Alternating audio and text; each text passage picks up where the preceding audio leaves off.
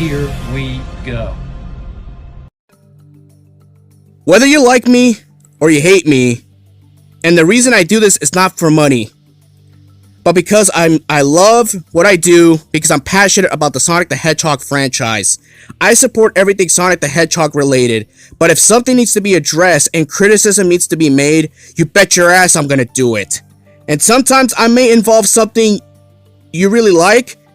Do not treat me like some bullshit internet troll just to try to garnish a reaction.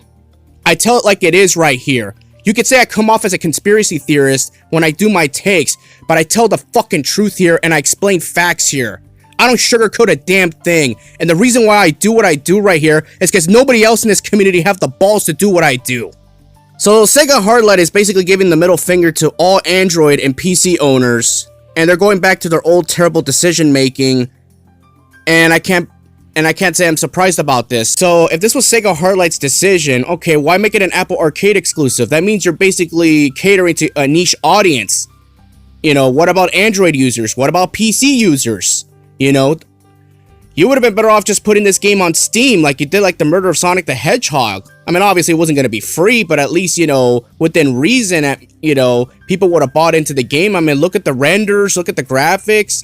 It's, you know, it's got a nice story when you think about it, and you have up to 6 playable characters, all which are shipping couples, by the way, when you add everything up.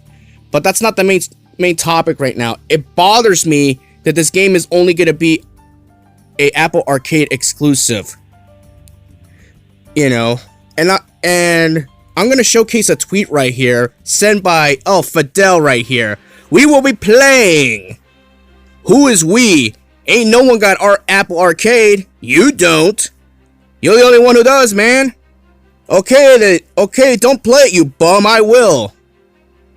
And I even chimed in on this tweet right here. Easy for someone to say, someone who could afford a $1,500 expensive iPhone every damn year, while others can't afford it because we have to work for a living and pay for bills, rent, the cost of living. And who are you to call someone a bum just because they can't get Apple Arcade? That is totally unprofessional. And I meant every word I said to Fidel about that tweet he made. Like, I could understand I would have respected Fidel if he would have just said, why is this only exclusive to Apple Arcade? Something doesn't seem right. But to him, it seems like he's okay with it, because only he or people that can afford Apple devices that have access to Apple Arcade can access this damn game, while everybody else is just left in the dark with nothing. You know, and I don't think this game is going to be a timed exclusive. I highly doubt it, because I'm assuming that Apple got the rights to this game. And of course, I mean, when you look at the renders, you look at the graphics and everything, you know, they funded the whole game most likely. And Sega Heartlight saying, all right, we don't have a choice. We have to go with Apple Arcade. We can't go nowhere else. And that's basically the moral of the story. It pisses me off that half of the fan base right now actually likes this, while the other half is actually agreeing with me, saying, well, I mean, why is this only on Apple Arcade? Why isn't it on Android or PC for the most part? You know, Sega's already making these terrible decisions again. It's not the first time they pulled this stunt before.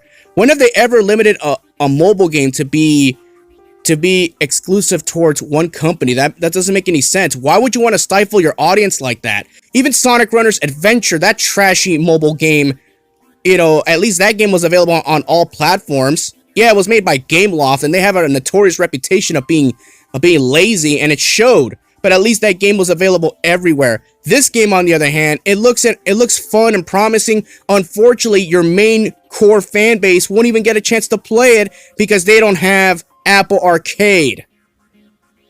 Seriously, do you honestly expect that your fan base is going to have the funds to buy a $600, $700, $800 iPhone? Even getting one off the streets is going to cost you a minimum of maybe $200, $300, $400. You know, anything that could run that game. Again, why are Sega making terrible decisions like this? Why are you catering towards a niche audience on Apple Arcade?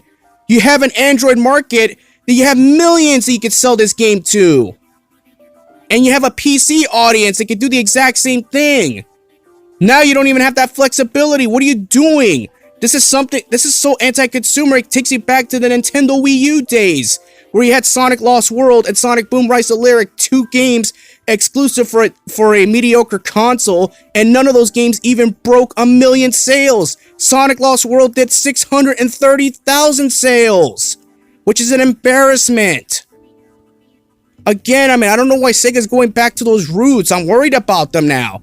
And if I'm going to critique them about this, I'm going to tell it like it is. So if you don't like what I have to say, tough shit. But it is what it is. I deliver the facts, and I'm passionate what I'm talking about. Everyone, let me know what y'all think about this. Again, you know, I may not have talked about, you know, like, oh, they got all the couples together here and there for this game. I don't really care about that.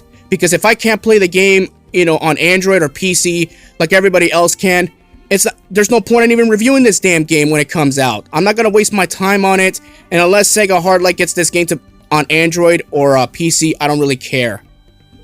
Everyone, let me know what y'all think about this, and I gotta go. Have a good day.